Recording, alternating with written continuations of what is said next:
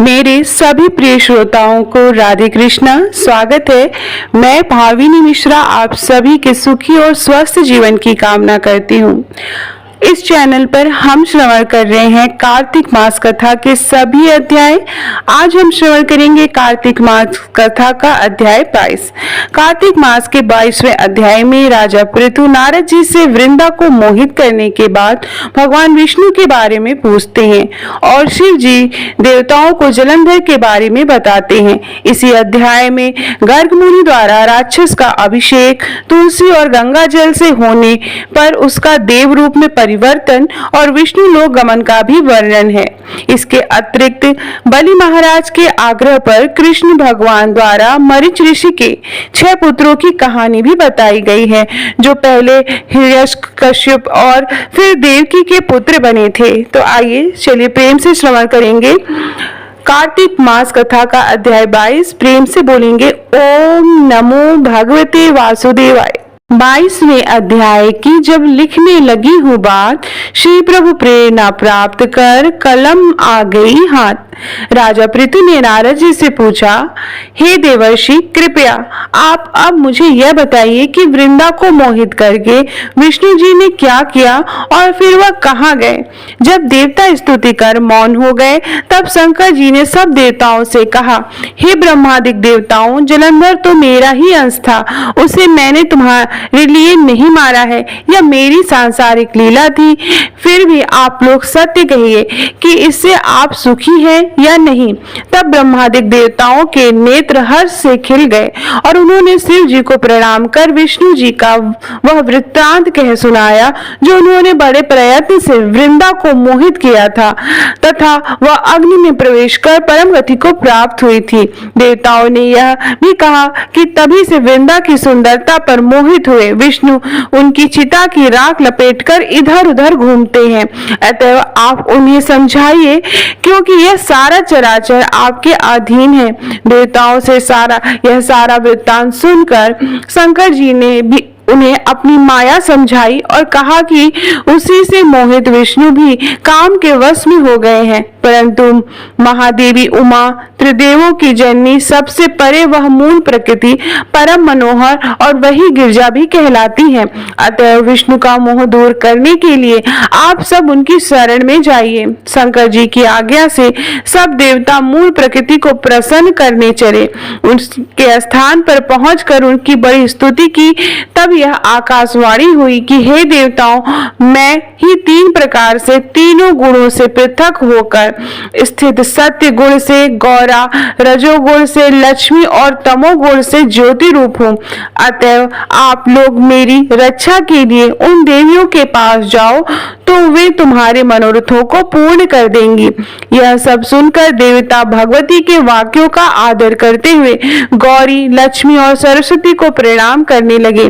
सब देवताओं ने भक्ति पूर्वक उन सब देवियों की प्रार्थना की।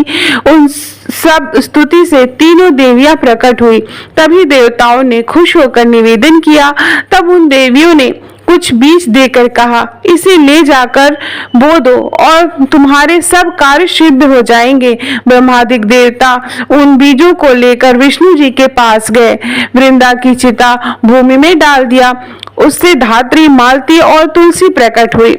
विधात्री के बीज से धात्री, लक्ष्मी के बीज से मालती और गौरी के बीज से तुलसी प्रकट हुई। विष्णु जी ने जो ही उन स्त्री रूप वाली वनस्पतियों को देखा, तो वे उठ बैठे।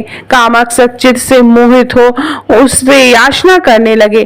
धात्री और तुलसी ने उनसे प्रीति की। विष्णु जी सारा दुख भूल देवताओं से नतमस्तक हो अपने लोक वैकुंठ में चले गए। वह पहले की ही तरह सुखी होकर शंकर जी का स्मरण करने लगे। यह आख्यात शिव जी की भक्ति देने वाला है। तो इस प्रकार कार्तिक मास कथा का अध्याय 22 समाप्त होता है। प्रेम से बोलेंगे ओम नमो भगवते वासुदेवाय। आइए सुनते हैं कार्तिक मास में सुनी जाने वाली बुढ़िया माई की कहानी। एक बुढ़िया माई थी जो चतुर्मास में पुष्कर स्नान किया करती थी। उसके एक बेटा और बहू थे। सास ने बहू को फलाहार बनाने को कहा तो बहू ने खाली टिफिन ही रख दिया। बेटा माँ को पहुंचाने के लिए पुष्कर गया। रास्ते में माँ से बोला, माँ फलाहार कर लो। जहाँ पानी मिला वहीं फलाहार करने बैठ गई तो भगवान की कृपा से खाली टिफिन फलों से भर गया। माँ ने फलाहार कर लिया। माँ पुष्कर के रहने के लिए झोपड़ी बनाकर बेटा वापस घर आ गया। रात्रि में श्रावण मास आया और बोला, बुढ़िया माई दरवाजा खोल। तब बुढ़िया माई ने पूछा, आप कौन है? मैं श्रावण मास। बुढ़िया ने तुरंत दरवाजा खोल दिया। बुढ़िया माई ने शिव पार्वती की पूजा अर्चना की, बेलपत्र से अभिषेक किया। जाते समय श्रावण मास ने बुढ़िया माई को आशीर्वाद दिया और झोपड़ी की एक दीवार सोने की हो गई। भाद्रपद मास आया और उसने भी दरवाजा खोलने को कहा। बुढ़िया माई ने दरवाजा खोला, सत्तू बनाकर कजरी तीज मनाई। भाद्रपद मास में बुढ़िया माई को आशीर्वाद दिया और झोपड़ी की दूसरी दीवार भी सोने की हो गई। फिर अश्विन मास आया और उसने भी दरवाजा खोलने को कहा। बुढ़िया माई ने दरवाजा खोला, पितरों का तर्पण कर ब्राह्मण भोज कराकर श्राद्ध किया। नवरात्रि में माँ दुर्गा को अखंड ज्योति जलाकर प्रसन्न किया। सत्य की विजय दिवस के रूप में बुराई का अंत की खुशी से दशहरा मनाया। अश्विन मास के जाते समय प्रसन्न होकर तीसरी दीवार भी बहुमूल्य रत्नों से जरी कर दी और बुढ़िया माई को सदैव प्रसन्न रहने का आशीर्वाद दिया। इन सब के बाद कार्तिक मास आया। उसने भी दरवाजा खोलने को कहा। बुढ़िया माई ने दरवाजा खोला, अति प्रसन्न मन से कार्तिक स्नान किया, दीपदान कर दिवाली, गोवर्धन पूजा, भाई दूज, गोपाष्टमी, आंवला नवमी मनाई। कार्तिक मास ने जाते समय आशीर्वाद दिया और झोपड़ी के स्थान पर महल बना दिया। बुढ़िया माई गरीबों की सेवा कर भजन कीर्तन में अपना समय व्यतीत करने लगी। बेटा अपनी माँ को लेने आया तो माँ और झोपड़ी को पहचान न सका तो पड़ोसियों से पूछा। उन्होंने बताया तो बेटा माँ के चरणों में गिरकर बोला, माँ घर चलो। सारे सामान के साथ वो उसे घर ले आया। सासू माँ के ठाठ देकर बहू के मन में लालच आ गया और उसने अपनी माँ को भी पूछकर छोड़ आने को कहा तो उसका पति अपनी सास को भी पूछकर छोड़ आया। परंतु बहू की माँ की धर्म कर्म में बिल्कुल भी रुचि नहीं थी। वह 4 समय भोजन करती और दिन भर सोती। चारों मास आए और चले जाते समय झोपड़ी गिर गई और बहू की माँ गधी की योनि में चली गई, क्योंकि औरत लक्ष्मी का रूप है और लक्ष्मी की तरह चंचल होना चाहिए। भगवान की पूजा और अतिथि का सम्मान और दान पुण्य करना चाहिए। बहू ने कहा, अब माँ को ले आओ। जब जमाई सास को लेने गए तो कहीं न मिली। लोगों से पूछने पर लोगों ने बताया कि तेरी सास धर्म कर्म कुछ भी नहीं करती थी, खाती थी, सोती थी, जिससे वह गधी योनि में चली गई है। जमाई गधी योनि को बांध कर घर ले आया और उसकी पत्नी ने पूछा, मेरी माँ कहाँ है? तब पति ने कहा, तेरे लालच की वजह से तेरी माँ गधी योनि में आ गई है। बड़े बड़े विद्वान ब्राह्मण ऋषि मुनियों के पूछने पर उन्होंने बताया कि तेरी सास के स्नान किए पानी से स्नान करने पर उसे मनुष्य योनि मिलेगी। तब बहू ने ऐसा ही किया और उसकी माँ पुनः मनुष्य योनि में आ गई। हे राधा दामोदर, भगवान जैसा बुढ़िया माई को दिया वैसा सबको देना, न सुनना न कहना, न हुंकार भरता हुआ न हमारा सारा परिवार सुखी और प्रसन्न रखना। तो इस प्रकार कार्तिक मास की बहुत ही प्रचलित कथा समाप्त होती है। अब हम सुनेंगे तुलसी चालीसा और तुलसी माँ की आरती। अथ श्री तुलसी चालीसा। जय जय तुलसी भगवती सत्यवती सुखदानी, नमो नमो हरिप्रियसी श्री वृंदा गुण खानी। जय नंदिनी जय पूजिता विश्व पावनी देवी, जयति पुष्य सारा सुरभि हरि जीवनी सुर सेवी। श्री हरि शीस विराजिनी देहु अमर वर अम्बे, जनहित दे वृंदावनी अब जन करहूं विलंब। धन्य धन्य श्री तुलसी माता, महिमा अगम सदा श्रुति गाता। हरि के प्राणुल से तुम प्यारी, हरि हेतु कीन्हो तप भारी। जब प्रसन्न है दर्शन दीन्हो, जब तक कर जोरी विनय हम कीन्हो। हे भगवंत कंत महो, दीन जान जाने छोड़ूं। सुनी लक्ष्मी तुलसी की बानी, दीन्हो श्राप क्रोध उर आनी। अस आयोग वर मांगन हारी, होई है विपट तुम जड़ तनुधारी। सुनि तुलसी हूँ श्रेयो तेहि ठामा, करो वास तनु नीचन धामा। दियो वचन हरि तब तत्काला, सुनहु समुख जनि हो विहाला। समय पारी है हो पति तोरा, पूजो आस वचन सत मोरा। तब गोकुल मह गोप सुदामा, तासु भाई भई तुलसी तुवामा। कृष्ण रास लीला के माही, राधे चाक्यो प्रेम लखि नाही।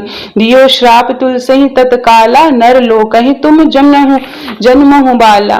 भयो गोप वह दानव राजा, शंख चूड़ नामक सिर ताजा। तुलसी भई तासु की नारी, परम सती गुण रूप अगारी। अस है कल्प बीत जब गए हूँ, कल्प तृतीय जन्म तब भय हूँ। वृंदा नाम भयो तुलसी को, असुर जलंधर नाम पति को। करि अति द्वंद अतुल बल धामा, लीन्हा शंकर से संग्रामा। जब निज सैन्य सहित शिवहारे, मरहि न तब हरहि पुकारे। पतिव्रता वृंदा थी नारी, को न सके पति संहारी। जब जलंधर रही भेष बनाई, वृंदा डिंग हरि पहचो जाय। शिव हित लही करी कपट प्रसंगा, कियो सतित्व धर्म तेहि भंगा। भयो जलंधर कर संहारा, सुनि वृंदा उर शोक अपारा। तिहि क्षण दियो कपट हरि टारी, लखि वृंदा दुख गिरा उचारी। जलंधरहि जस हथ्यो अभीता, सोई रावण है हरहि सीता। अस प्रस्तर सम हृदय तुम्हारा, धर्म खंडी मम पतहि संहारा। यही कारण लहि श्राप हमारा, होए तनु पाषाण तुम्हारा। सुनि हरि तुरत ही वचन उचारे, दियो श्राप तुम बिना विचारे। लाख्यो नन निज करतहि पति को, छलन चहो जब पार्वती को। जड़मणि तहु अस हो जड़ रूपा, जगमहि तुलसी विपट अनूपा। धरो रूप हम शालिक रामा, नदी गंडकी बीच ललामा। जो तुलसी दल हमहि चढ़ाई, सब सुख भोगी परम पद पाई। बिन तुलसी हरि जलत शरीरा, अतिशय उठत शीश उर पीरा। जो तुलसी दल हरि शिर धारत, सो सहस्त्र घट अमृत डारत। तुलसी हरि मन राजनी हारी, रोग दोष दुख भंजनिहारी। प्रेम सहित हरि भजन निरंतर, तुलसी राधा में नहीं अंतर। व्यंजन हो 56 प्रकारा, बिन तुलसी दल हरे न प्यारा। सकल तीर्थ तुलसी तरु छारी, लहत मुक्ति जन संशय नाही। कवि सुंदर इक हरि गुण गावत, तुलसी निकट सहस गुण पावत। बसत निकट दुर्वासा धामा, जो प्रयाग ते पूर्व ललामा। पाठ करहि जो नित नर नारी, होई है सुखी भाष्य ही त्रिपुरारी। तुलसी चालीसा पढ़हि तुलसी तक गृहधारी, दीप दान करि पुत्र फल, पावहि बांध्यो नारी। सकल दुख दारिद्र हरि, हरि है परम प्रसन्न। अतिशय धन जन लाहसी गृह, बसहि पुरा अन्न। तहि लहि अधिमत फल जगत महे, लहि पूर्ण सब काम। जय दल अर्पहि तुलसी, तह सहस बसहि हरिधाम। तुलसी महिमा नाम लख, हलसी सुत सुख राम।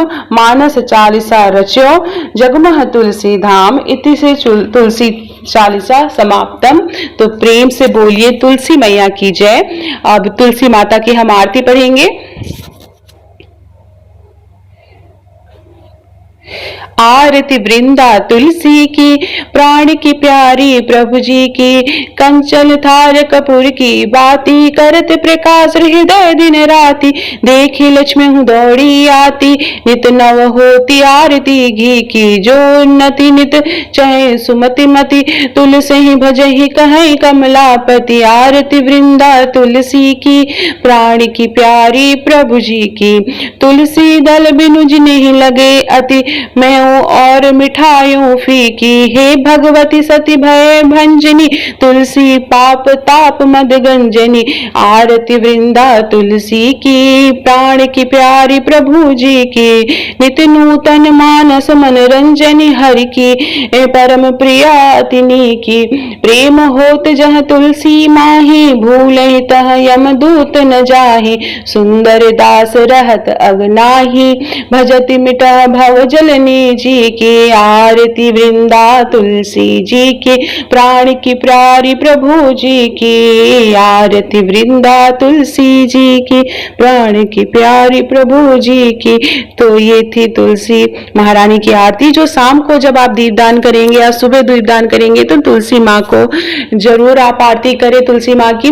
और 1 महीने, आप साल भर तुलसी को दिया नहीं जलाते हैं, लेकिन ये कार्तिक मास में आप तुलसी में दिया जरूर जलाएं। तुलसी माँ को शाम के समय स्पेशली आप दिया जरूर जलाएं। तो आप सभी को कार्तिक मास की बहुत बहुत शुभकामनाएं। और आपको मेरी आवाज पसंद आ रही हो, मुझसे कथा सुनना पसंद आ रहा हो, तो प्लीज कमेंट बॉक्स में राधे कृष्णा जरूर लिखिएगा।